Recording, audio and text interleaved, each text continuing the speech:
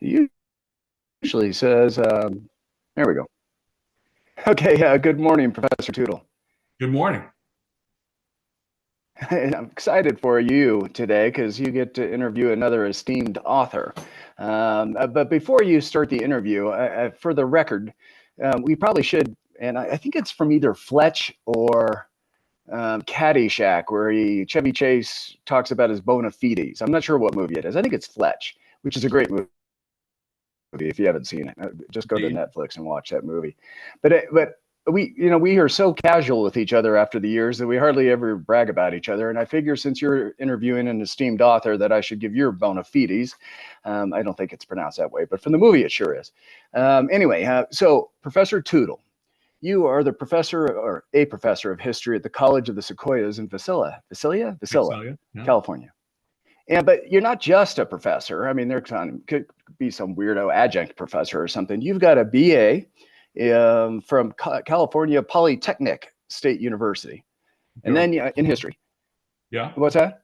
Yeah, Yep. yeah. And then you went Yeah. on and got a master's degree from California State University. Is that right? Where's that at? Yeah. Fresno. Fresno. That's right. And then a PhD. That's why I call you a doctor and a professor from Ohio University. You've Yes. emphasized U.S. intellectual history and political and dynamic emphasis in international, some minor, or some whatever you guys call that in like Russia, something. You have a lot of areas of expertise, which is fun. That's why we've had so much fun over the years. But you've also reviewed articles in National Review and the Claremont Review of Books and the Journal of the Gilded Age and well, I don't know. No one reads those kind of things. Yeah. No Bunch one of reads stuff those. nobody reads. Yeah. Okay. Okay, but today we've got a professor that people will read because it's probably one of the more important topics of the day. And I only have two questions of him before you start the interview. So, Professor Lewis, between Professor Tootle, you and I, we have 8 degrees, I think, if I looked at your resume right. But there's only one political science degree among the 8 of us. Is that correct? Well, That's right. I because have his brother's degrees. not here. That's true. Yeah. My co-author I does. know, and so I know this is going to be. It was a yes or no. This is like cross-examination. There's only one political science degree among the 8 degrees we have. Is that correct? That's correct. Yeah. Okay, so for the record, we might have to do this show again at some point with someone else who does have a political science degree, if I can read his bio correctly. And maybe he doesn't have a political science degree, but you have an esteemed colleague that we should at least brag about occasionally. And I'd like to brag that I have a political science degree, and I think he does too, or at least he teaches political science. Am I right? Yeah, my co-author, Yeah, Verlin Lewis, cool. is a political scientist. Yeah, completely wonderful. And then I think that's the only. I'm going to interrupt the show with my second question. So, Professor Tootle, Mm-hmm. um, thank you so much for doing these conversations. It's our 87th conversation over the last couple of years. I really do think this is one of the more important conversations of the day because Professor Lewis is sharing some thoughts that may actually just get people to pause and think about the country or themselves in a different way. And if they do that, then you and I are doing our job right. So Professor Tootle, the show is yours unless I interrupt with some color commentary or questions as we move along. Thanks for doing the show, Professor. All righty. Well, I thought we'd start with the important stuff. For those of you who aren't familiar with Hyrum and Verlin Lewis, his brother, both really outstanding scholars and wonderful people. And they produced this really groundbreaking, I think, groundbreaking book called The Myth of Left and Right. And it has the advantage of being almost like an emperor's new clothes kind of an argument, where once somebody says it out loud, you start thinking about it and go, huh, I think the emperor is naked. And you'll start thinking about all of the implications of the argument. And it's also something that I've been thinking about for years, and I was pleased that somebody else did the hard work to write a book about it. It's also a little bit interesting in that Hyrum and Verlin Lewis are brothers, both PhDs. Hyrum is a historian. His brother Verlin is a political scientist. And Hyrum and I also, I guess I could hit him with a hard-hitting question like, what is the greatest motorcycle ever, and why is it the Triumph Bonneville T100? Because we have a shared love, not just of motorcycling, but also of the Triumph Bonneville T100. And as much as we like talking about history, I bet 90% of our conversations are about motorcycling, and maybe 4% about history. And the balance is how's your family?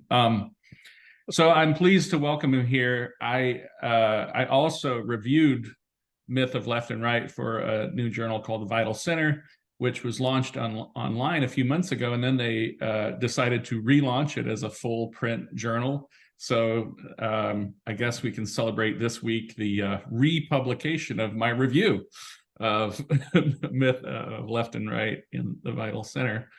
So I'm pretty familiar with this book, and that I dug. Hey, Professor.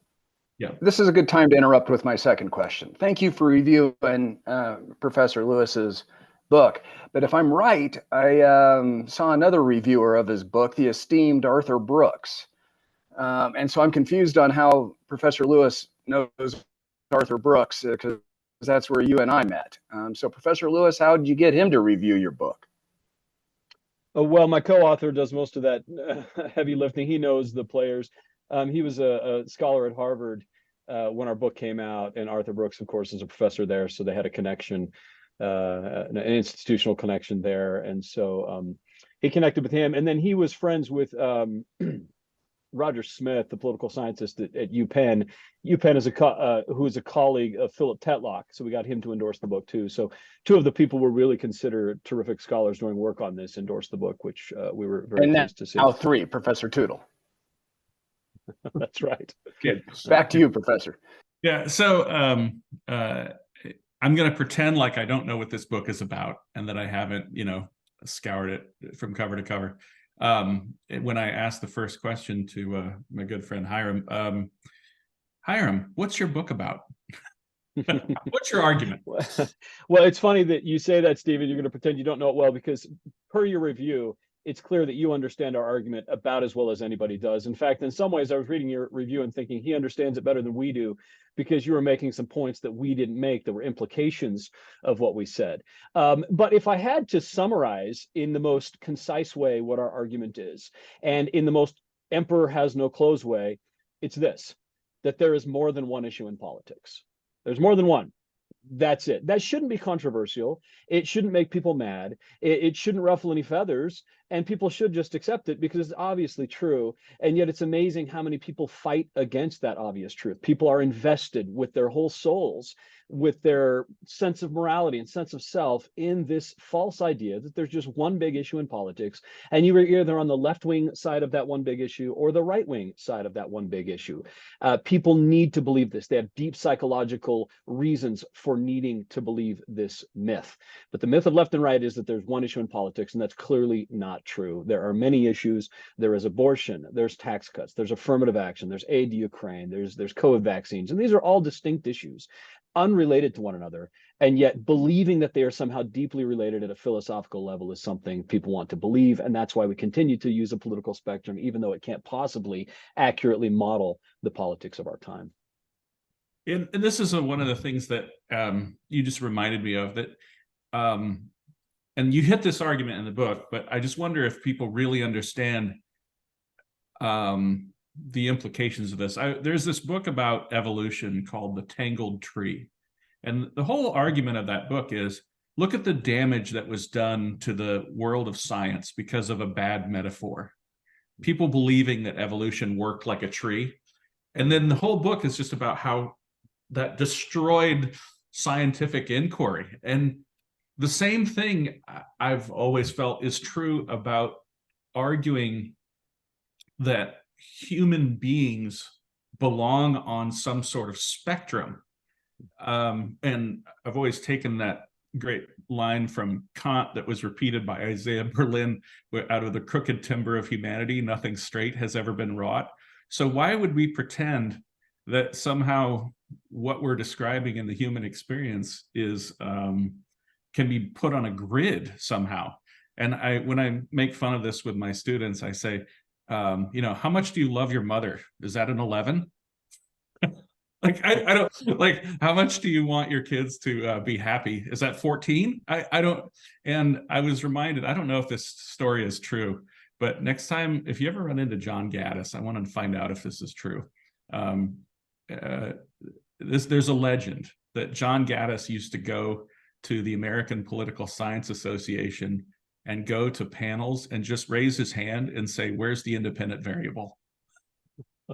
And which leads me to my favorite joke about political science, which is the joke about what the political scientist says to the historian, which is, well, I know it happened, but does it work in theory? And each one of these things keeps pointing back to that maybe what we've got here is actually a terrible metaphor that existed out of a particular historical instance, the French Revolution, and as your book points out, that was never a part of the American political dialogue, except to describe, to insult people and call them Jacobins or something. But until, the existence of the Soviet Union, which then you had people, once you have Marxists take over in Russia, then you have people who are defending the left and then attacking the left, and then they get called the right. And by the time we're out of the World War II experience, now we've got this, somehow we're trying to apply these terms left and right to the American political experience. And so when you guys outlined, I think the real service that you did in my case was you filled in a lot of those gaps, in areas that I hadn't looked into yet. And as I was reading, I didn't have a lot of oh, this is wrong. I had, oh, this makes perfect sense given some of the areas that I've already looked into. And I guess I don't know if I have a question here other than, aren't you right? Well, yeah, let me just elaborate on something you said there. So you were talking about, there's obviously many dimensions to humanity, and psychologists understand this when it comes to psychological traits, right? I mean, there's thousands of them. There's just so many ways to conceptualize human beings and all these different variables. And yet when it comes to politics, somehow people say, no, there's just one variable. You're either in favor of change or you're against change. And that's the only one. They throw out all the complexity of humanity, all the many other character traits that people might have, and assume there's one dimension there. So one of the things that good reviewers like you have helped us do is, you say we helped you fill in some gaps. You've helped us fill in some gaps. And something that Brian Kaplan helped us come to realize is we have been, the way we talked about our theory was a little bit misleading. We called our theory the social theory of ideology. We should have called it the pluralist theory. Because what we are pushing back against is, we called it essentialist, but we should have called it monist. We're pushing back against the idea that there's just one variable when it comes to politics: change versus preservation, just one thing. If you like change, you're on the left and you have this basket of positions that are all pro-change. If you hate change, you're on the right and you have all these, this bucket of positions that are anti-change. And that's, obviously not true. So I think reframing it, if we could write the book today, we wouldn't change a lot, but that's one of the things we would change, to just change the terminology from social to pluralist, and then from essentialist to monist, because we're trying to fight against the idea of just a single dimension of politics. The politics is about one big thing, when it's so clearly not. And then to build on something else you were saying, Stephen, you were talking about how, this left-right conceptualization emerged in the French Revolution. People ask, well, why did it come to dominate American politics? Why did it get imported here? Well, one of the reasons is because Marxists imported it, right? So it was used in Russia to describe different factions of socialists, and the more radical socialists they called left wing. And so you had radical socialists in our country like Max Eastman, who started using this terminology. Okay, so how did it enter the American mainstream? The answer is that it gained popularity and entered the mainstream because very briefly it worked. What we forget is that in the 1930s, there really was, when it came to national politics, just one issue. There really was just one. And that was, are you in favor of more or less government intervention in the economy? The New Deal, people fail to understand that the New Deal was predominant in the 1930s. It was the only issue that people really considered on a national level. Now, were there racial issues? Were there like military issues and nationalism and things like that? Sure. But those were subsidiary and they were usually debated at the local level. So if you were a racist and you favored the New Deal, you were considered liberal because you were on the liberal side of the one big issue. So that's why it got so popular, is because one dimension, a spectrum, one line can measure one variable. And you know, this is a criticism we get. Oh, you're saying nobody should use spectra. You're saying that spectra don't work to describe anything. No, spectra describe a lot of things. When you're dealing with one dimension, a spectrum can work. When you have your independent variable, which you could say is support for the New Deal, well, then you can measure. It's like, I'm not saying, again, I hope I didn't say that there's no such thing as a spectrum in anything, right? When we're at the doctor and he says, measure your pain, right? You can, as long as you know that 0 is pain-free, well, then you can measure how much something hurts. You can measure how much you support the New Deal or not, right? So in that sense, yes, but you're right in that it measures a thing at a moment in time. Yes. Precisely. And it worked too well, I'm afraid, right? Because it was so useful to say, oh, he's really, really in favor of government intervention in the economy. He's on the far left. And this guy's really, really against government intervention in the economy. He's on the far right.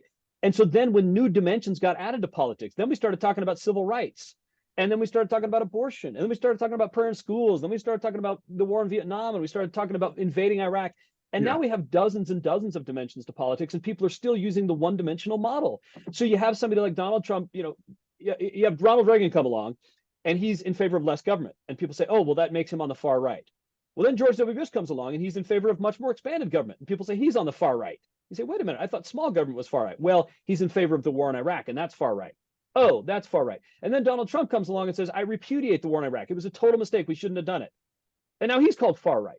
So when you're dealing with a lot of variables, we're talking literal nonsense. There's no other way to say it. We're saying things that are utterly meaningless because we're pretending we're talking about one variable when, as you point out, Stephen, we're talking about many, many variables, and we keep switching which variable we're talking about. So it's terribly confusing. Yeah. And just to name drop, George Nash called me last night about another issue, but in the middle of this, I was telling him that I was going to be talking to you today. And he's like, oh, that's right, you don't like the terms right and left. And I said, hold on, it's not that I don't like them. I just at a certain point, when a label is obscuring more than it reveals, we should stop using it. Yes. In other words, as long as a label, and I gave the example, and I guess let me push back on one thing that you said, is that in the 1930s, there were literal right-wing fascists in the United States, like William Dudley Pelley, and so there was a right that was not. I guess Pelley was probably anti-New Deal. I don't know, but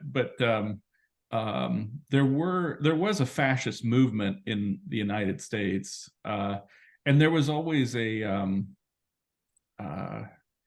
I guess I would say an anti. Well, I don't want to go down that road. Never mind. But I was going to say, one of the things that I've always found shocking, that is almost like a hand grenade that you throw into the middle of the room, is that when you read Southern criticisms of the United States in the run-up to the Civil War and after the Civil War, you realize how much socialism they have imported in their critiques. And their arguments for racism are always kind of mixed up in this socialist critique of a free economy. And if I was to, I have this kind of, my next hand grenade in the middle of the living room argument might be to write an article called "Against Capitalism," because of this this idea that capitalism is that America is a capitalist country rather than a country founded on a bunch of ideas. that included, of course, your freedom to live and work, and that somebody came along later and put that label onto the American experience, and maybe it's doing more to obscure how our founders actually understood your freedoms, that it was, of course, one of your freedoms, but it's not the only freedom. And I got another theoretical weird question for you. And I just want to see how you answer this. Sorry, my brain's all over the place, but I've been holding back on you. Do you think that America has, I just want to see how you answer this question. So there's no, you can say yes or no. I just want to see how you answer this. Does America have an economic system?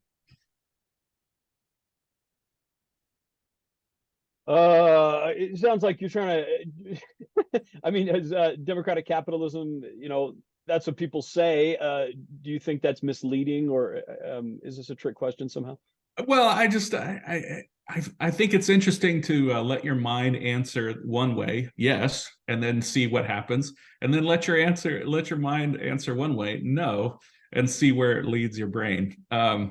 Because I could answer it either way myself, but I was just because I know your mind is turning these things over nonstop. Also, I was just waiting to spring that one on you.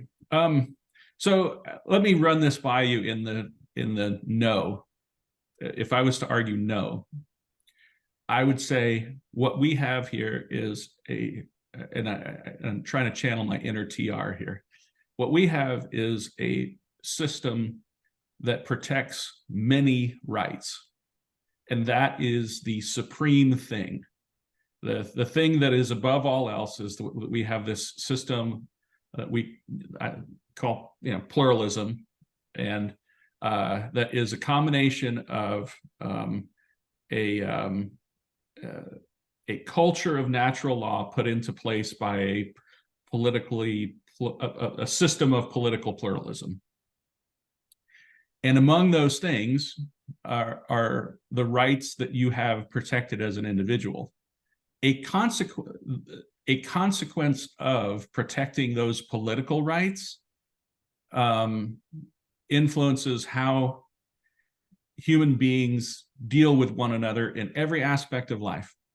And that would include using contracts when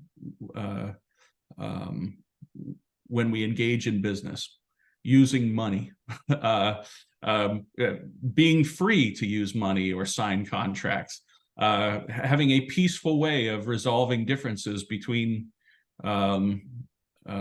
neighbors and business people when things don't go the way they're supposed to go. But in every one of these cases, what we have that is superior to the economic consequences of our actions is this political system that is enacting a set of natural rights propositions. And so I just like thinking about it as I just like thinking about the idea that what we have is a political system that has economic consequences, rather than that we have set up an economic system.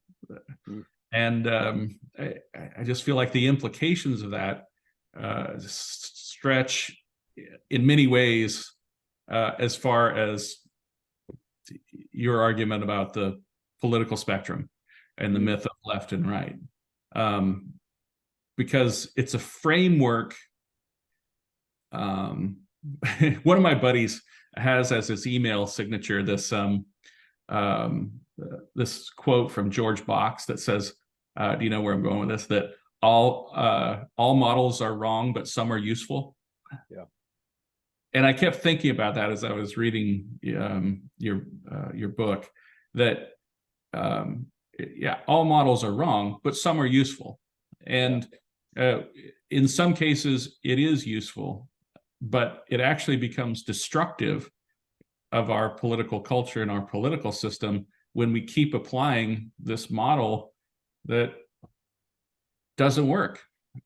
And it's just kind of a logical absurdity. And I'm interested in knowing, what do you think is the worst criticism of your book?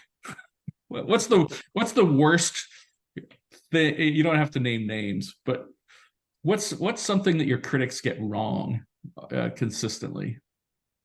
Yeah, well, and so a major criticism that we receive, which is our fault for getting it because we didn't articulate our ideas well enough, is that we're saying that everybody is tribal, right? So we said there's the essentialist theory and the social theory, tribal, essentialist theory, philosophical. People think they're being philosophical. We say everybody's being tribal. That's not true. That's not what we're saying. We're not saying nobody has any principles. We're not saying that everybody just does whatever a tribe says. What we are saying is we're simply challenging, we're simply trying to explain something that the political spectrum was invented to explain. All right. So why do people believe in the myth of left and right? There's a lot of reasons, but one of the main reasons is they see a correlation among the population, and this correlation requires explanation. They see that somebody who is against abortion is also more likely to be in favor of tax cuts, right? There is a correlation there. It's not 100%, but it's over 50%. So they say, how do you explain that? If these two things are unrelated, why do we see them correlating together? And so the typical default explanation is what we call essentialism, but what we're going to call monism was there must be one big issue underlying them. If somebody who believed in the Iraq War also believed in tax cuts, also believed in abortion, in limiting abortion, if those three things all went together and they look like they're different issues, well, then there must be some deep underlying issue underneath them. There must be one big issue determining those three. So there must be a philosophy connecting three seemingly unrelated issues. We say no, the correlation is not philosophical, the correlation is social. Why is it that those three things go together? It's simply that the Republican Party advanced all those three things. And so if you're a Republican, and let's say you became a Republican because you're strongly pro-life, you believe that abortion is murder, and by golly, you're a strong Catholic or whatever, and you say, I think abortion's murder, I want to stop abortion, I'm joining the Republican Party. Great, that's philosophical, that's principled, no problem with that. That's your view, if you have good philosophical reasons for it. But then people anchor into the tribe because of one issue, and then they support what the tribe does, even though it doesn't relate to that issue. So why were pro-life people more likely to support the Iraq War? Because a Republican president is the one who launched the Iraq War. And so there were all the institutional and social pressures to support it. Fox News was the Republican TV station. So you're watching Fox News and they're saying, hey, here's all the reasons to support the Iraq War. Social media, bombarding you, Rush Limbaugh saying it. And so all those social pressures caused it. So we're not saying that nobody has any principles or that everybody is tribal or that 100% of people are tribal. We're simply saying that tribalism explains that correlation much better than the default explanation our society uses, which is a deep philosophical coherence. So it's not that a philosophy leads you to be opposed to abortion and in favor of the Iraq War. It's that your tribe led you to be in favor of both. But every human being does have a human brain, and human brains seek patterns, So we're always constantly trying to connect dots, and sometimes those dots will look like a pattern when maybe there is no pattern there. We'll look up into the stars and see human beings shooting arrows and stuff. And then human beings, if you don't like the word tribal, we have confirmation bias, which is the most powerful bias that a human being has. And the most powerful confirmation bias we have is about our own identity. We want to be right about who we think we are. And I think, while I am happy that you're using the words monism and pluralism, and I don't know if you've read any Karl Popper, The Open Society and Its Enemies, is kind of a good framework I've always found. And then I'm a huge Isaiah Berlin fan, so when you talk about monism and pluralism, you're singing my tune. But I don't know if I'd let go of. I mean, let me defend you for a second. Let me agree with you more than you do. I think there is something to the pattern seeking that human beings do, the identity forming confirmation bias that people have. So I don't know that I would abandon that entirely in your second edition. No, and nor do we. I think I 100% agree with you. so that's the reason that people believe in the myth of left and right, is they say, there's all these positions, there's a correlation between these positions, what's causing people to hold those positions, it must be some deep philosophy. And then they do exactly what you're saying, is they play astrologer. They start saying, oh, anti-change, let me make up a story about how all those different things oppose change. And so they start, like an astrologer will say, tell me what the person born in August did, and I will interpret those all and find some way to confirm them all and fit them into my theory that all people born in August are brave, right? So I completely agree with you. And since confirmation bias is such a powerful human tendency, like you say, it is the cognitive bias, the central one. And that's why rational thinking, as opposed to, kind of giving into our natural irrational impulses, is primarily about disconfirmation. We've gotten quite a bit of pushback on us that, hey, you're using this term falsification and you don't know what falsification is. Actually, I do. I've read Karl Popper many, many times, and Karl Popper used falsification in a very broad sense. And that is that in order for a theory to be rational, it has to be falsifiable in theory. It doesn't mean that one contrary example falsifies a whole theory. He wasn't saying that. He simply was saying you have to be looking for evidence against a theory. You have to be looking to falsify a theory. Otherwise, you're looking to confirm it, and you're just engaging in cognitive bias rather than rational thinking. So we're very much Popperians. We see eye to eye on that. I haven't read as much Isaiah Berlin, but from what I've read of him, we're also big fans of his as well. Yeah, it's in a way, I feel like people are constantly trying to force me into a false choice where I have to embrace either natural law or the pluralistic framework. And I would just say, that's not what Lincoln described. That's not what Hamilton described. That's not what Washington described. That's not what Coolidge described. That's not what Eisenhower described. Go ahead. Oh, I'm sorry. Because what you're saying is, I want to go back to something you said about, you said no theories are true, they're just useful. Or how did you phrase it exactly, Stephen? Something to that effect. Oh, it was a quote by George Box that says, like, it's something along the lines of, like, all models are wrong, but some models are useful. Yeah, thank you. Yeah, exactly. And that's a huge pushback to us. It's like, well, you're right. Okay, these terms and the political spectrum is not perfectly predictive, and it's not exact. And yes, it's got imprecisions, but it's useful. It helps us navigate the political world. I think that people say things without any evidence. That's one of those things people say with no evidence. I have never heard even anecdotal evidence that that's true. Is it simple? Yes. But it's like saying the four humors theory of disease was useful. Just because it's simple does not make it useful. People are mistaking ease of use for usefulness as far as like predictive and helping us think more accurately. In fact, I would say, Stephen, if I was Satan and I said, you know what? I, Satan, want to destroy freedom. I hate free people. I want people to be miserable. I want them to live under tyranny. I want the state to control everything and control their lives and rob them of their freedom. How can I do that best? If I'm Satan, I come up with the political spectrum. I say, you know what, this thing called freedom, if I just say freedom is good and tyranny is bad, well, people are obviously going to go for freedom. But if I say, ooh, freedom is right wing, and therefore you are like Hitler if you believe in freedom. And if you oppose government control of the economy, that somehow allies you with Hitler. And then you get Nancy McLean down at Duke saying things like, you have Milton Friedman on the radical right, this free market guy. Yeah, freedom sounds good to me. Ooh, but he's somehow like John Calhoun, this terrible racist. Well, what do they have in common? Nothing, except that they're both on the radical right. So the political spectrum taints freedom by association. And that's why I get a little bewildered by people like Brian Kaplan, who continuously defend the political spectrum when he's a libertarian and believes in freedom. And yet this is one of the greatest tools working against freedom. And it has worked against freedom for 100 years. And I can't tell you how many people I meet say, well, I don't believe in all that free market stuff. That's way out there on the far right with Hitler. Right. And I'm saying Hitler was a socialist. This is so absurd. Well, and I sometimes say, like, this is why I want to reject capitalism, because instead, and I do this with John and some of our guests all the time, is I say, instead of using the word capitalism, what if we use the word peace? Right. What if we said that the only thing we're committing to here is not using violence when interacting with other human beings? And then would the veil drop? Because you seem to really hate this word, capitalism. So if we just get to the underlying principle of not using violence when we're directing how people choose to give, use their labor, and be left alone with what they have earned. What we're really talking about is peace here. And I'll tell you, I my corollary to your Satan example is,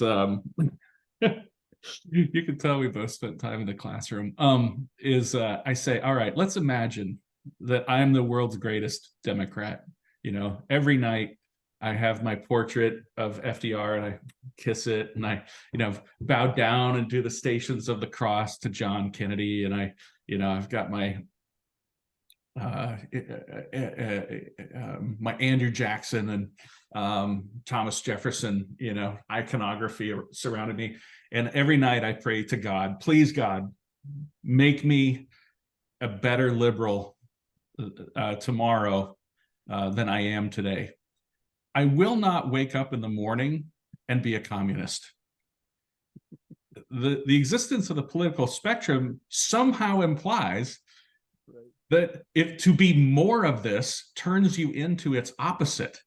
It's like, however much I love Ronald Reagan, I won't wake up and become Hitler. And no matter how much I love Franklin Roosevelt, I'm not going to wake up in the morning and become Stalin. Like, that is absurd. I think the first line of my review is something like, anything that puts Milton Friedman and Hitler on the same side is, we should all just say this is false. Right. Like, why do we even need to talk about this? Let's just agree. Can we all just agree once and for all? Let's just drop it. I don't. It's like finding out that numbers don't work. Right. So, professors, let me interrupt for a second. It's been a long time since I managed political campaigns, but I used to do that for a living. Then I ran for office and won twice. And I'm pretty certain that it hasn't changed in the last 40 years since I've been active.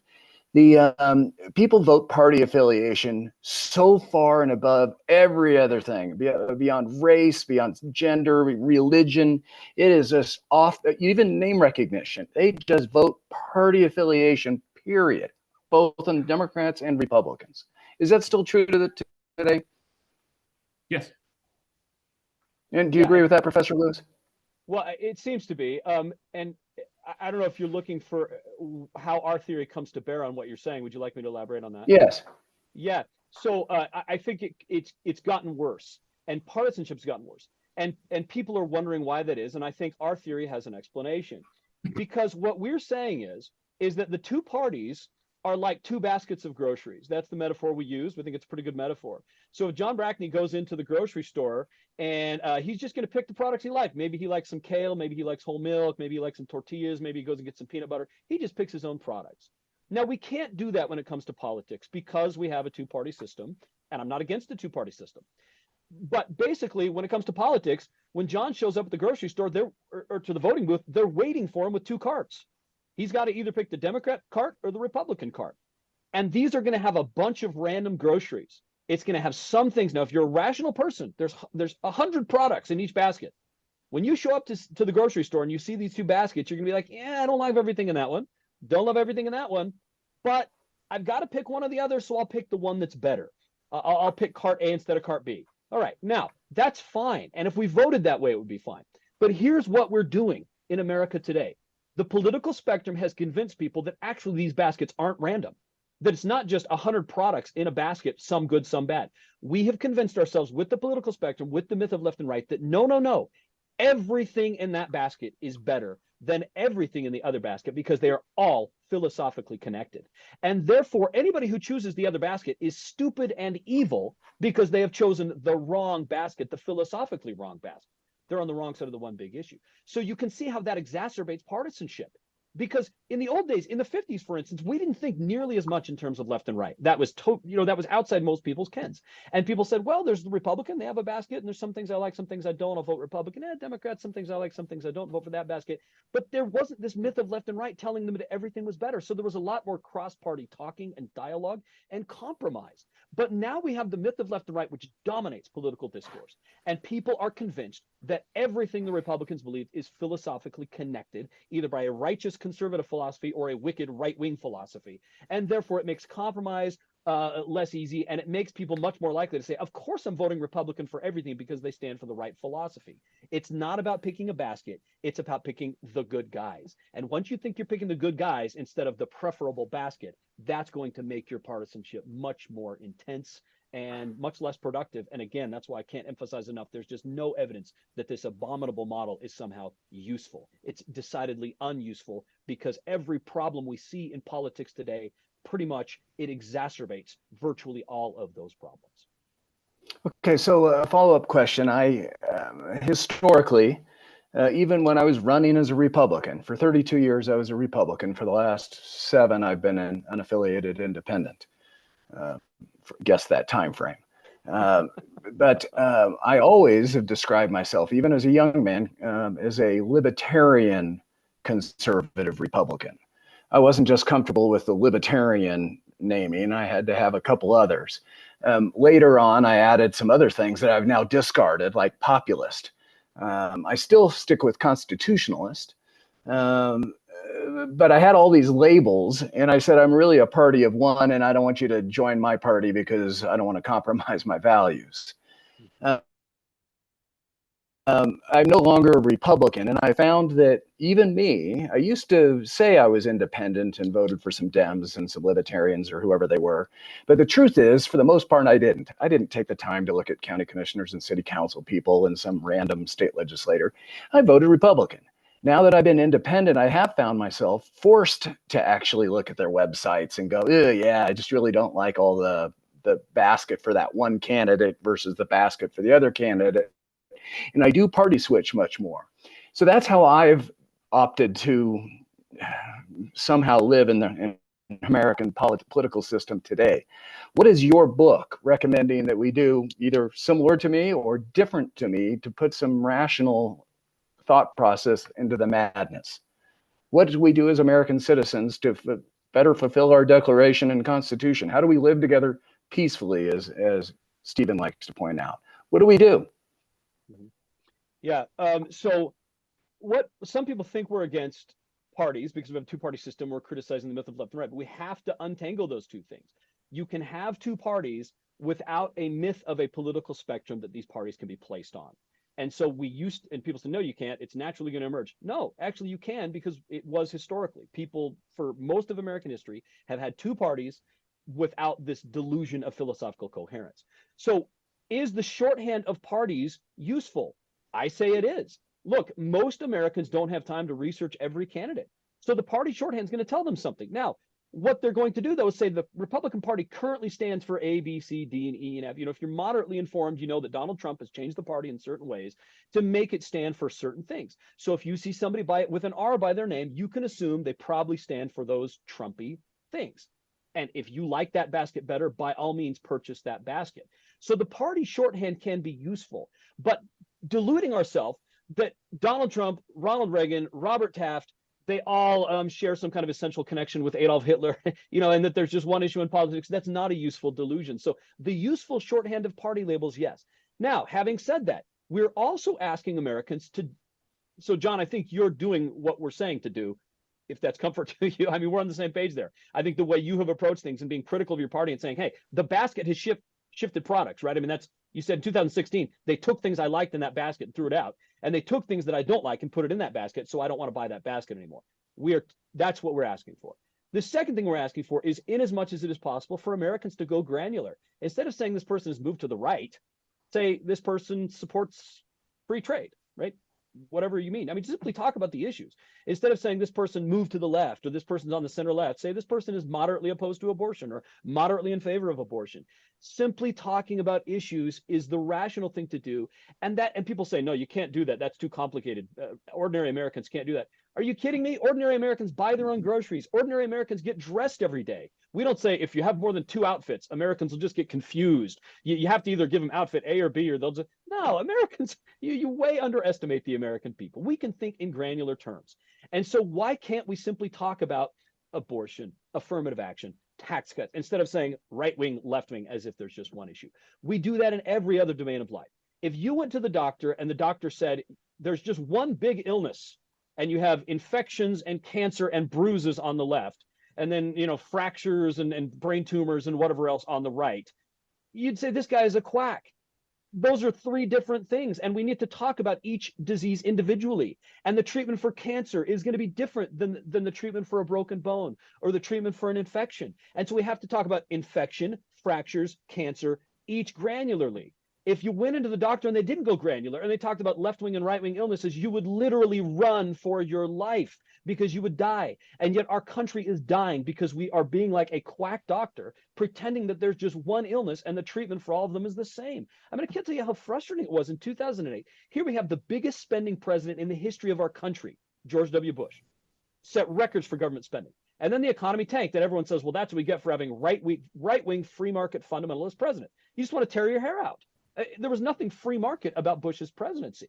Now, did his policies cause the recession? That's a debate for the economists. But we have to at least know what we're talking about first. And as long as we're talking about right and left, we can't even get to the point of having a rational conversation about the policy, because we're not talking about policy. We're talking about fairy tales. We're talking about one big issue that simply doesn't exist. Is that helpful, John? Okay, Professor, one pushback, and then I'll go back to Professor Tootle, then we should open it up soon. Agreed. That was awesome. Until you get to the Republican or Democratic caucus in the U.S. House of Representatives, and if they need your vote, sorry, it doesn't matter of a nuance on guns or a nuance of abortion or foreign policy or aid to Israel or Egypt. You're going to vote the way we're going to vote, damn it. And now, in the last couple of years, there's been pushback on that. Now, I guess if you have a big social media profile, you can buck that. But historically, you are A or B. It's a bipolar decision. Agree or disagree? Okay. But totally doesn't agree. that? No, okay, go on, sorry. Well, no, I think it just, how do we be thoughtful on all these different issues when it does boil down? One of our major talk show hosts in Colorado, terrific, smart guy, Mike Rosen, you probably heard of him, he had a national audience, always said party before person. All the issues don't matter, vote party, period. Because when you get to Washington, they're going to vote the way the party tells them to vote. Period. You don't even need a person there. You're just going to vote party. Yeah, but we can do so without the delusion. Well, how do we deal with that? Is philosophically connected, right? So I think people will be less partisan and less, less kind of lockstep and more critical, like you have been, if they recognize the parties for what they are, baskets and not philosophies. That there is no conservatism uniting everything Donald Trump puts forward. There's just a whole bunch of issues that Donald Trump believes in, and it has in no way, no connection with Ronald Reagan, Robert Taft, and the rest. It's just a basket, and that basket is always changing. Look, I mean, in the 1950s, believing in free speech was considered center left. So get back to Stephen's point. So you take free speech too far, you're on the center left. You take free speech too far, and suddenly you're Joseph Stalin. I mean, it's just crazy. And yet, look, over the last 10 years, free speech has now become considered right-wing. So it's like we're taking things from one basket and throwing them in the other. It's not moving to extremes. It's just baskets changing products. And yet here we are deluding ourselves that no, free speech is a conservative principle, and somehow conservatives, because if you want to conserve, you believe in free speech. And then the next minute it's liberal, and oh no, if you believe in change, you believe in free speech. You know, we will concoct ex post stories to justify our policies, but that's all it is. It's astrology level ex post storytelling, and we need to be rational, not irrational. Astrology is not rational because it's non-falsifiable, and the myth of left and right is not rational because it's non-falsifiable. It's all based on ex post ad hoc storytelling to justify the things that our tribe is doing. So we're simply asking people to stop the ex post storytelling, to look at the policies rationally, to evaluate them individually, and yes, then you can vote Republican or Democrat, but do so in an informed way that understands that these are baskets of policies and not philosophies we're voting for. Right now, we think we're voting for a philosophy. My mom, when she votes for a Republican, she says, it's because I'm a conservative, and I'm voting for a conservative philosophy, and conservatism is true. And since conservatism is the true philosophy, then I have to vote for Republicans because they stand for my philosophy. That's what she tells herself, and that's simply not correct. And it makes her support things that she wouldn't have previously supported. She is now in favor of policies and positions she was not in favor of 10 years ago because she's convinced herself with ex post storytelling that it's all conservative. I don't mean to throw my mom under the bus. I mean, she's I was going to say, maybe your mom could get together with my mom. Well, she's I think read our my mom book and she's gotten better. Probably hang out. My mom is a very humble person, and she's come around. So I'm saying my mom a while ago. Sorry, You know, Steve, when keep my going. mom's visiting Springville, Utah, how far away from your mom does your mom live in Utah? Yeah, 10 miles. She's up in There Oregon. you go. We can literally get our moms together next time. So I've got two things, and then I want to open them up to everybody else. And these are just two things that I threw out. First of all, you're a historian. Isn't what we do ex post storytelling? And I was one of the things I was thinking about when I was reading your book was my old advisor Alonzo Hamby had this essay in this book called Progressivism and the New Democracy. And in my mind, he did this amazing thing, which was he defined what it meant to be a progressive, which was something that historians struggled with for years. And how do you do it? Well, you kind of do what historians do, a little ex post storytelling. He started with, who are the progressives? What did they believe? And then whatever they said they believed at the time, that's what the common denominators are. And progressivism isn't anything more or less than that. And I think if I had been in the room with you and Brian Kaplan, this would have been how I would have pushed back on one of his criticisms of you, which is to say, there are people who have political beliefs and they give themselves names, and we should absolutely use those names when it makes sense to use those names. And you don't have to reject your book in order to believe that people have clustered around political theories. But there's one other thing from my review where I don't know, I don't know if these are really even criticisms, but I do say in my review that you're going to fail, but that I want to join you in this failure. And what I said was something along the lines of like, and this gets back to John's question about the reason people use these terms is because they have utility. They're weapons you can use to bludgeon your opponent with, and thus they have a utility.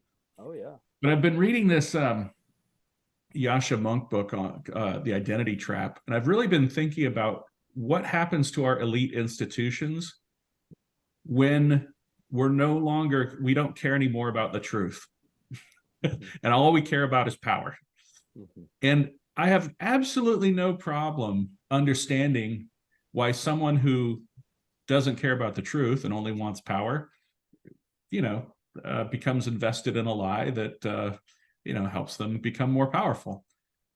But I worry about how many people in our society seem to not care about, especially in elite institutions. I understand that we can disagree about what the truth is, but I'd like to at least be talking to someone who thinks that we could be pointed at honesty, and that maybe maybe we could, if we wanted to give ourselves an identity, and this is why I really was thinking about, again, this essay I always mention, which is the Calvin Coolidge Business and the Free Press, because he says we have to cultivate the habits of the open mind, and let's let that be our identity. Let's point ourselves at the truth so that we can be persuaded when we're shown to be wrong, or as Lincoln said, I'll adopt new views as soon as they appear to be true views. And that was in a letter to Horace Greeley. He's, and I've always said, I like that. I'm going to adopt new views as soon as they appear to be true views, and that's going to be my identity. But are you at all worried that we're going to fail at this because our elite institutions have been co-opted by people who care more about power than truth? Yeah. Let me take each of your points in turn. So you were first talking about, don't we historians, is that what we do? We come up with ex post stories. So I think your third point goes back to your first, right? You were talking about falsifiability, and that's exactly right. So what I mean by ex post story, well, it's not just historians that tell ex post stories. In the sense you're talking about, that's what scientists do, right? You gather data and you say, let me come up with a story here. Let me come up with an equation, some kind of explanation. But then what do you do with that story? You test it. And so what I mean by ex post is I'm using that in the sense of not testing it. You're simply saying, tell me what you found, and I will fit it into the theory that I already want to believe. So when I use the term ex post storytelling, it's like jamming all evidence into a predetermined conclusion rather than being willing to falsify. Perfect. So historians, we do that too, right? We do that the same way scientists do, at least if we're good historians. And we say, hey, this looks like what it is, but then you get more data and say, never mind, that wasn't correct because the historical documents show that. So anyway, you're willing to falsify your views. All right, your second point about utility. Yes. Now, utility like overall? No, I mean, total negative utility of this model for society as a whole. But does it have individual psychological utility? Without question. One, and the most excusable, is it's simple. We humans like simplicity. We will prefer simplicity to truth. And if there's a simple model, we just don't want to think. We're just lazy. We take intellectual shortcuts, even when those intellectual shortcuts are bad. That's the main reason that the four humors theory of disease survived for hundreds of years. Even though it had negative utility for patients, it had positive utility for doctors because it gave them all the answers. The delusion of omniscience. We want to be God. We want to think we know everything. And the myth of left and right gives us that delusion of omniscience. It makes us God. It says it's all a you have good to enough do is... theory. It's a just so story or a good enough theory, right? True. Yeah. So we want to feel omniscient. All I have to do is pick the left, and once I know the left is right about everything, then I'm a warrior for social justice. I have the correct views on everything. I don't have to think. I just have to parrot the left-wing party line, and I'm right about everything. How glorious does that make me feel? It makes me feel righteous. It makes me feel like Martin Luther King Jr. It makes me feel like a hero in my own narrative. I'm in the vanguard of progress, vanquishing the evil forces of right-wing reaction. This is such an attractive psychological story. But it's not just that. The second reason is it allows us to justify our tribalism, right? We can be tribal without feeling tribal. Why do those people who are social justice warriors believe everything they do? Because they're conforming to their tribe. They're just lockstep. Well, what does my tribe believe? And then, but they don't want to tell themselves that. I mean, they're college professors. They're at Harvard and Princeton, for crying out loud. They're not going to admit to themselves, I'm a lemming. I'm just walking off the cliff. I'm just shining onto the tribe. So they concoct an expo story. No. All the left-wing policies promote social justice. And I, as a believer in social justice, believe all these things. That's what Senator Warren is telling herself. She's not dumb. Senator Warren is a smart person. But why does she hold the party line on every single issue of the Democratic Party, as far as I can tell? Because she is falling in line with the tribe. But she has told herself, it's because I'm a progressive.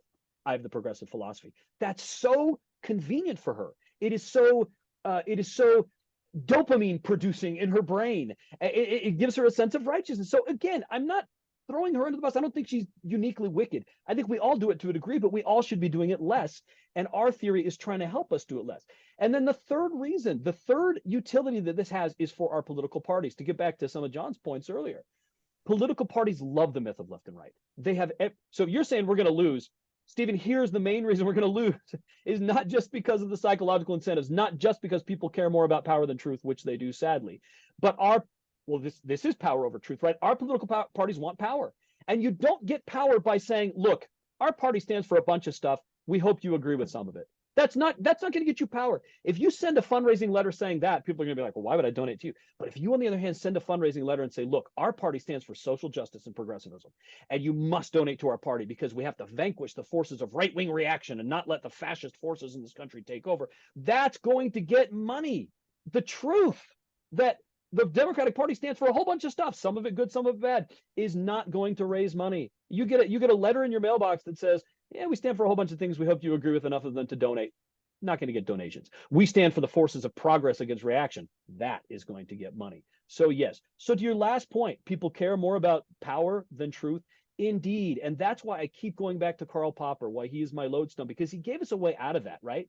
Because you had in the 19th century, you had these positivists who say the truth just naturally emerges from evidence, right? Comte. You go gather enough evidence and then you just have the truth and it's done. You've got it. It's final. I have the truth.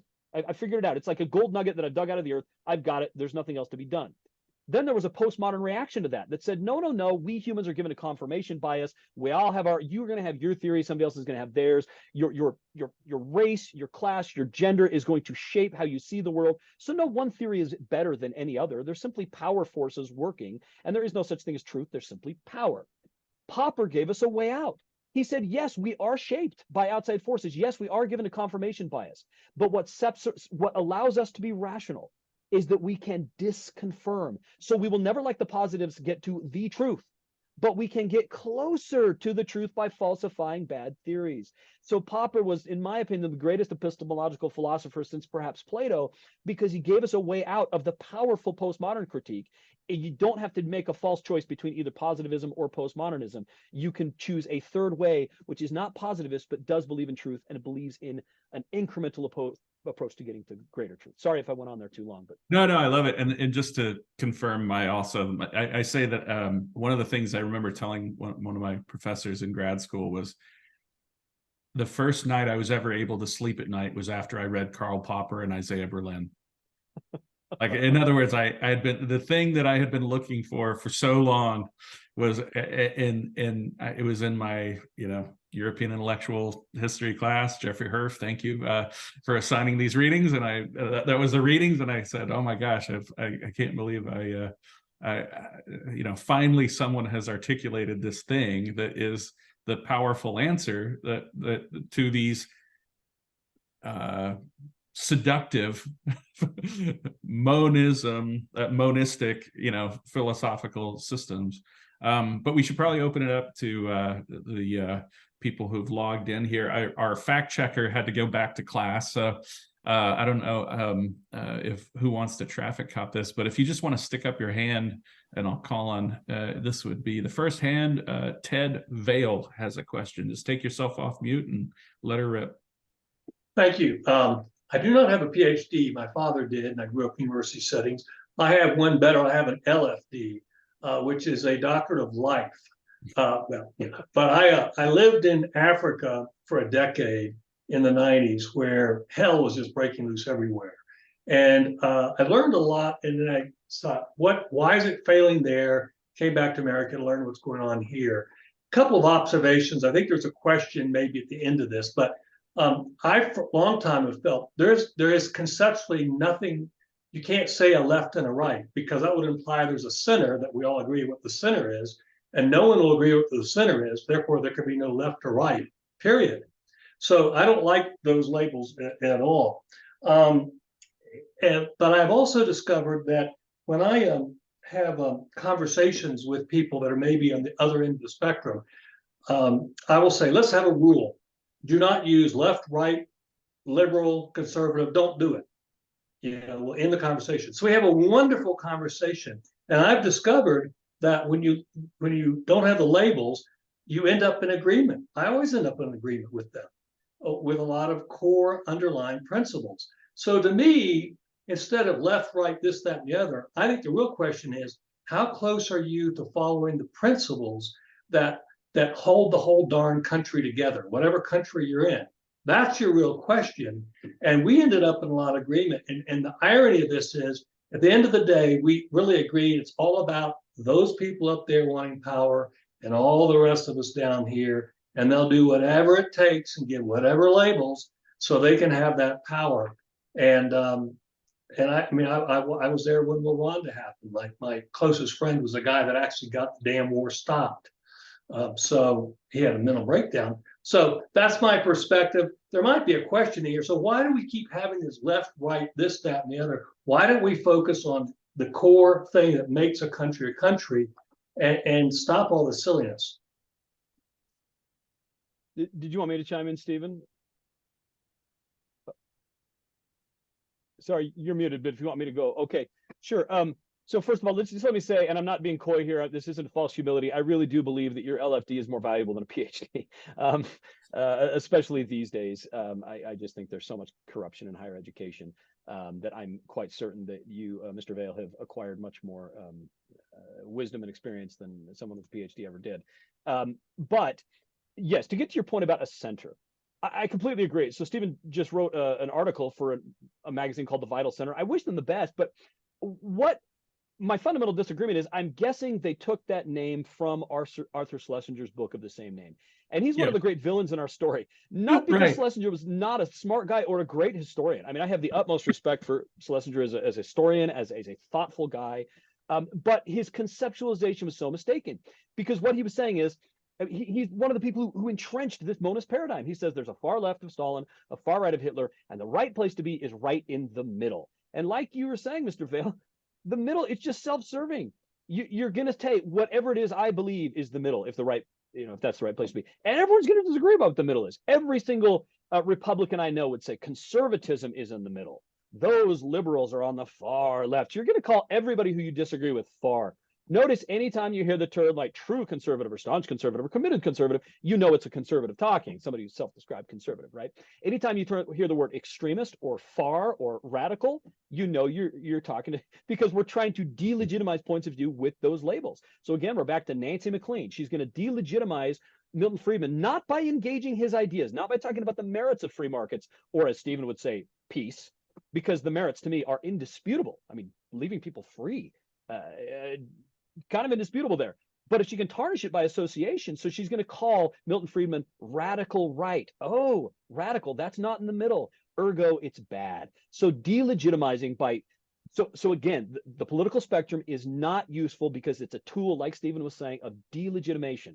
It's a way to tarnish people, not by engaging the substance, but by saying that they're on the fringe of some imaginary line. Okay, so then your technique, which I totally endorse, by the way, disallow, if you're going to have a political conversation, I love laying down those ground rules of, in this conversation, we will not use the terms left, right, progressive, conservative. We will disallow those. The reason it's so fruitful is because you have just taken the false conceptual schema and thrown it out. You didn't know that's what you were doing, but that's what you were doing. You were throwing out a bad paradigm in favor of a more granular one. And requiring people to go granular is exactly what we're talking about. So yes, when it comes to voting, you can't be granular. And this is Mr. Brackney's, his frustration is, you only got two options in partisanship and this and that. Yes, but when we talk politics, we can be granular. And if people are well informed, like it sounds like the people you're engaging with are, then the granularity will, one, clarify and be talking about real things instead of an imaginary line, far right, far left. We're talking about nonsense. We're talking about real things. You're either in favor of more abortion rights or more abortion restriction. And then two, you will find once you've thrown out those terms that, like you say, you agree with people much more. Because again, to get back to our opening point, pluralism is the reality.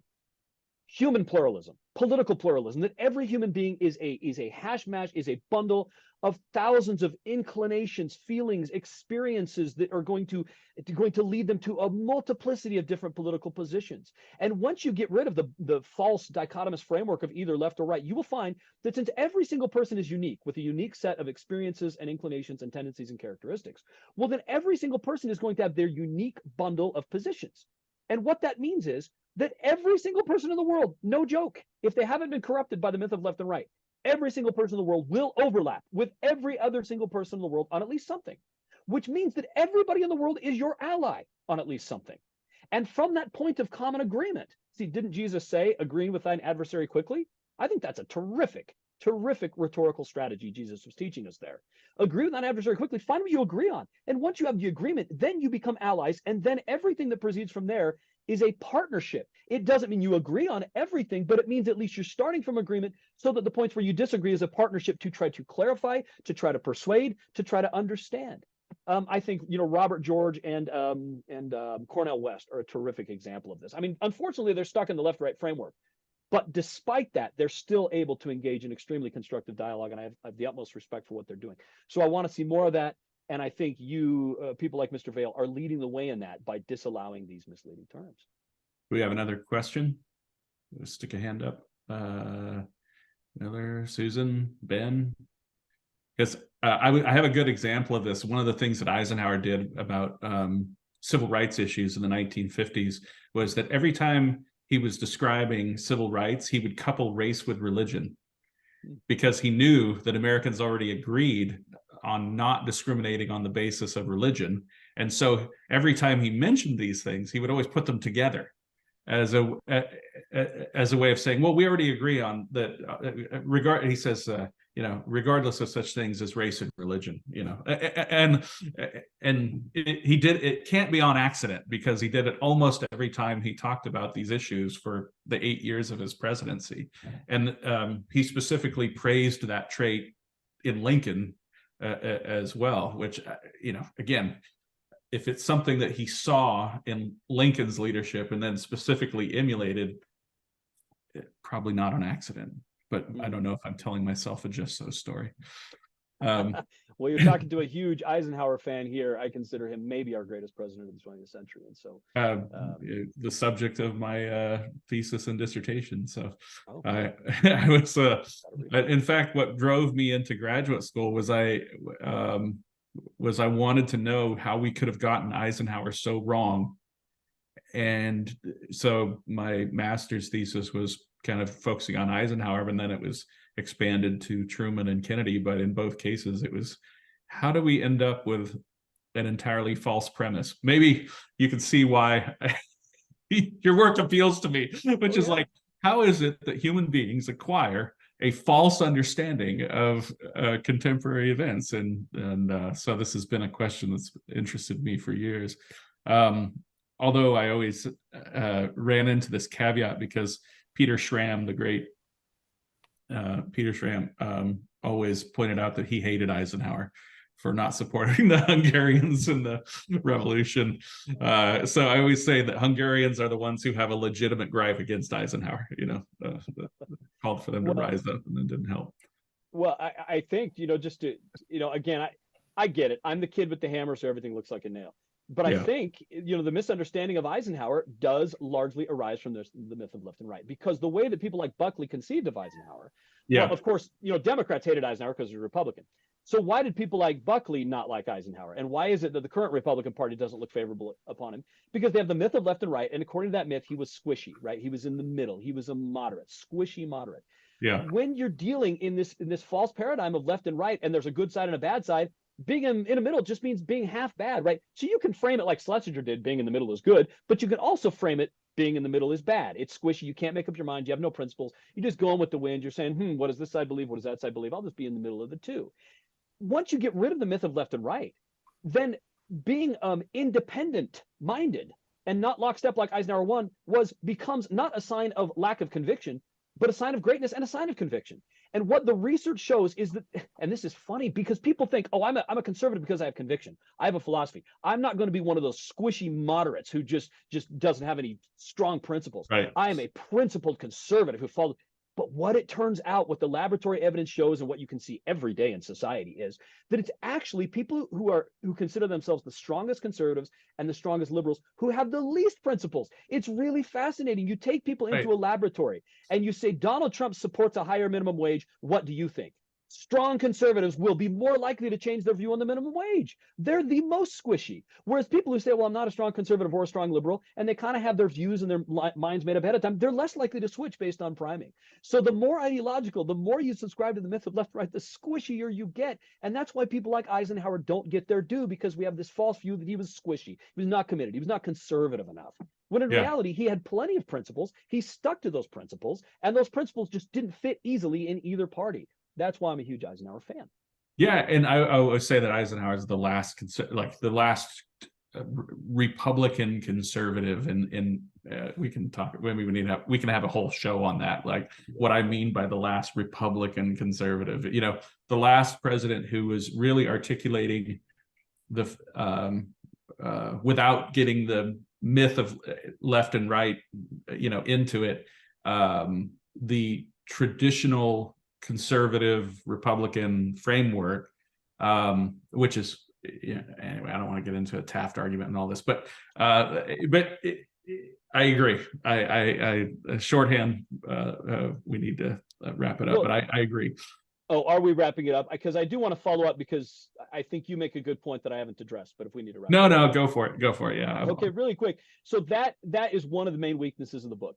If I could do it over again, I would add at least another chapter addressing something that people like you have brought up as maybe this is the best criticism, is we say, look, myth of left and right, conservative, liberal have no philosophies. But clearly there are people who have philosophies. And if somebody really was motivated by, look, I don't like change, I just want to preserve things, that's possible. All we're saying is that that's not going to lead you to agree with everything the Republican Party currently believes. You certainly wouldn't want to have wanted to change the Roe v. Wade decision, right? You would want to be in favor of environmental conservation if you really were conservative and wanted to conserve things, right?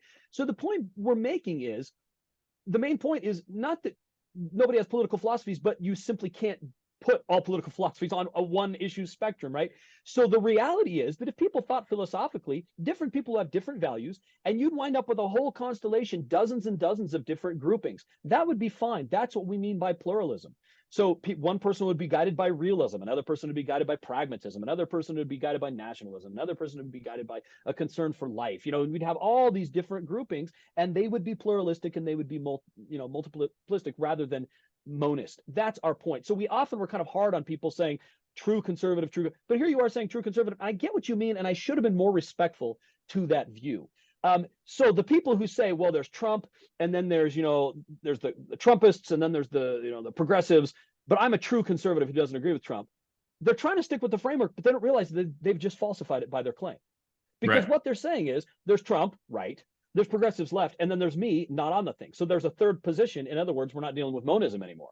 And if there can be a true conservative, why can't there be a true progressive who doesn't fit with everything that's being called progressive today? Yeah. And why can't there be a true realist and now suddenly we're dealing with lots, which is the reality, which is the way we should conceive of politics, as having many, many different possibilities, many philosophies, rather than that there's just one big issue and you either have the conservative philosophy or the liberal philosophy. That's what we're pushing back against. Yeah, out of the crooked timber of humanity, nothing straight has ever been wrought. Yes, thank you. John, did you want to have a final word to wrap up, or does anybody have a final question for us? Professor, do you need to move on, or does Professor Lewis need to move on? Well, I don't know. We just, okay. It sounds like you have a couple more minutes, and if I don't give Kevin Larson a chance to ask a question, he's going to be talking my ear off for the next day. So I'd rather kill two birds with one stone. Kevin, I know you have an opinion on this. If you're still on, yeah, there you go. You took yourself out. Ask your question or make a comment. Anything to stop your rattling microphone. I think your handlebar mustache is rubbing on the. By the way, I'll check it out. Sorry about that. I'm very impressed with the facial hair, John. The first time I've had the chance, I've intended many times to join these sessions, and it's a great discussion. And it resonates well with me because I found myself in many of my long discussions with John. I think your word granularity really describes how I try to look at each individual issue, each things. There's some things I do agree upon and some I don't. And my experience on the school board when I served some years ago in Douglas County, I found that just my association with other people on the issues we were trying to do were specific to education, but all these other things started invading the space.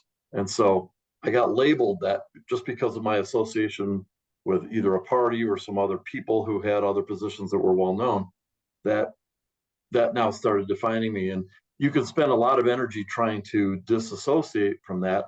And I would take the approach of just watch what I'm doing on the issues that are relevant to what we're doing, and that's what I'm going to stick to. But I had thick skin, and it also made me immune to some of the criticisms, maybe to a detriment. Sometimes you do need to respond back forcefully to wrong statements. But that given, the older I get, the less I have certainty on everything, and the more comfortable I am with that. And so I guess that makes me more amenable to the fact that, the world's got 7 billion views in it, going on 8. And, here in this country, we got many millions, which are these combinations of almost infinite numbers of dimensions. So that's why we're all unique. There's some of us not even born who have another view that hasn't been expressed on the sum of all their parts. So I find it's nice. We've moved communities. I now live, an hour and a half north of John, where I used to be real close by. It's changed our regular interactions with people, and it's been nice to, with a fresh start, make friends with our neighbors again on things like, the lawn service or the HOA rules we can bicker about, rather than, always everything going on at the highest level. And from those things, like you said, we found some things to agree on, and then once we do, we can look at the few that we disagree on, or come to respect each other as nice people. And maybe some of this explosion into this duality or left-right thing, what's going on, it's another element of where social media, it used to be some crazy manifesto that got put on a telephone pole written in your mom's basement on an old manual typewriter, was a little harder to get through and get a wider audience. Well, everybody's got a microphone now today. And I think it was Aaron Sorkin who expressed it. Everybody's got a microphone, but not everybody's earned the right or earned the platform. And I think everybody should have a voice, but the volume it's like everybody's got a megaphone, so you're just blasted with noise as opposed to calm, rational, good-hearted discussion and debate that can be productive. Anyway, just a lot of thoughts there. Now I've saved John's ear for a week or two. Could I just say, Kevin, good to see you. I remember you on the school board. Yeah, I remember Hell you was did. always breaking loose. I decided to get into public service. I thought, I'm not going to do the school board thing. I'm on our library board down here. Well, guess what? Hell is breaking loose here as well, because we have 400 people mobbing. But I just note, as it ties to this left-right thing, this is just starting to permeate everywhere. I mean, on a library. Why do I have 400 people showing up on two sides of this stuff? It's kind of crazy. So there you go. Well, and like I said, with social media letting it, here's the problem. Here we are. Hold on, Kevin. Kevin, hold on, Kevin. Yeah. Sorry, Professor Tootle, are you still with us? I am, but I have to go. I have a parent-teacher conference. Right. Why don't you? I was going to say, I'll just say goodbye and let the conversation continue, but I really do have to cut out now. But it was great to see you, Hyrum. I'll talk soon. I'll text you as soon as I'm out of here. All right. Thanks. See y'all. Excellent. Thanks, Professor. Professor Lewis, do you mind hanging out with a couple more minutes with us? Sure, I can hang out till 12:30. I'm sorry, 12:30. Yeah, we probably won't go that long, but thank you. Go ahead, Kevin. Just to finish what I was saying, at least here we're hearing our voices, we're seeing our faces and expressions, and we're exchanging words with that provided with it. We behave differently when we see all of those parts. Another added development would be if we're in the same room and we're smelling the coffee together or a nice donut or something that adds that we behave differently. People on social media look at words and then they get bold because their face isn't even on there. And we end up having I've been guilty of this myself. I've changed how I behaved on social media because I got sucked into that. So maybe it's even this monism and other things that go on. We get caught up in it, and it's even easier today because you don't have to show up. You've got this mask in front of you while you do it. Yeah, thanks for your comments. I really appreciate it. Ben, Bart, or Susan, this is your last chance to make a question or comment for Professor Lewis. Yes.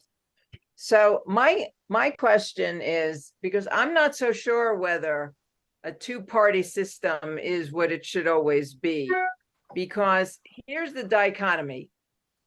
A person could be pro-life and yet not be in favor of the social services necessary to support that baby that was forced to be born because in that state, abortion was not an option for the parents. And one is considered a left philosophy and one is considered a right philosophy. So then you look at the two-party system and everybody is so, like you said, staunchly everything in one basket or everything in the other basket. But what about these other issues where somebody could be pro-social services and also pro-life? Mm-hmm. I mean, how do we find a presidential candidate that we can vote for? I mean, I'm really at a loss. Interesting. Yeah, and that's a common critique too, is look, the solution to this is obvious. We need more parties to give more options. It turns out that what you say actually is far more correct than you know.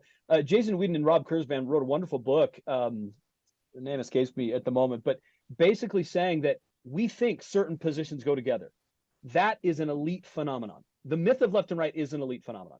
Now, the elites would say, well, it's because we're smart enough to see, we understand, we're the philosophers who see the philosophical coherence.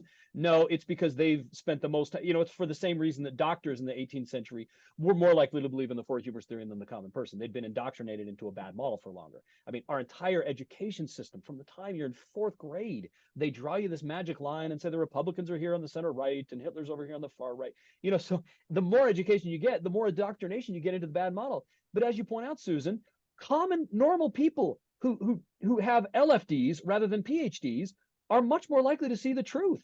I mean, they're much more likely to just say, do I believe in more social services from the government? Sure, sounds good to me. I mean, yeah, makes sense. If a child is going to die without health care, there should be a government provision of health care.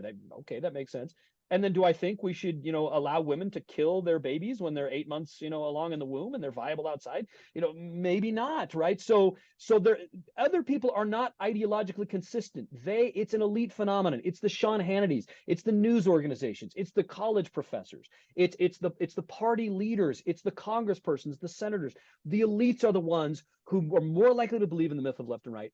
They're more likely to perpetuate the myth of left and right, and they're the most likely to create the ex post stories that justify the myth of left and right, and therefore to hold all the positions like you're saying. So yes, that's your frustration, is because our presidential candidates are obviously elites. So they're indoctrinated into this myth. They have every incentive to perpetuate this myth because it says, be philosophical, vote for me, don't be squishy, right? It gets support. But wouldn't it be refreshing to have a presidential candidate who came along and punctured the myth of left and right and says, I've got my positions, you can't put them on a spectrum. I'm offering you this basket. This is a basket that is my own, and I hope you will vote for me, right? That's what I would hope for. That's what Eisenhower did. That's what previous politicians have done. But the myth of left and right has not only diluted our presidential candidates, it's also justified taking certain positions to an extreme. Because look, if you say being a little bit in favor of the welfare state makes you a little bit left-wing and a little bit in favor of social justice, well, then why wouldn't you be really in favor of social justice and be a full-blown socialist, right? It leads to extremism in policies. Or if you're a little bit pro-life and you believe that, yeah, we probably shouldn't allow abortion at 8 months, and that makes you philosophically conservative and right-wing, well, why wouldn't you take the right-wing philosophy to an extreme and start bombing abortion clinics? Wouldn't that make you even more righteous? So you can see how the myth of left and right fuels extremism too, and that's why we have our political candidates not being on the extreme of an imaginary line. That line doesn't exist, but taking certain extreme positions because they have convinced themselves and the public that being an extremist on issues is more righteous and more justified and more philosophical than being a squishy moderate who doesn't take extreme positions. So yeah, I think you identify some serious pathologies there, and it's an elite phenomenon.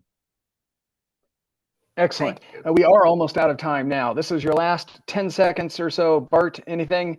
Or Ben, are you all good to go? And we should just leave it with Professor Lewis's last comments. Bart, real quick. John, I'm good. This has been fantastic. And Professor Lewis, thank you very much. Thank you for being here. So nice that was from a lawyer. I don't know what his undergraduate is, but heck, we've got the whole spectrum here. Okay, Professor Lewis, you were very articulate, but in a layman's way. I really appreciate it that it wasn't too academic, that it's pretty straightforward, that most of us can understand in our real lives. And that to me, I think we need more of that, of just real people talking about real stuff. So this was a real benefit. You can pick this up on Spotify if you think it was worthy, or also YouTube if you want to see our faces. Professor Lewis, thank you for your time. Maybe we'll have you and your brother come back at some point if you think it's worthy. Really appreciate your day. Thank you, friends. Thank you, guys. It's been a pleasure.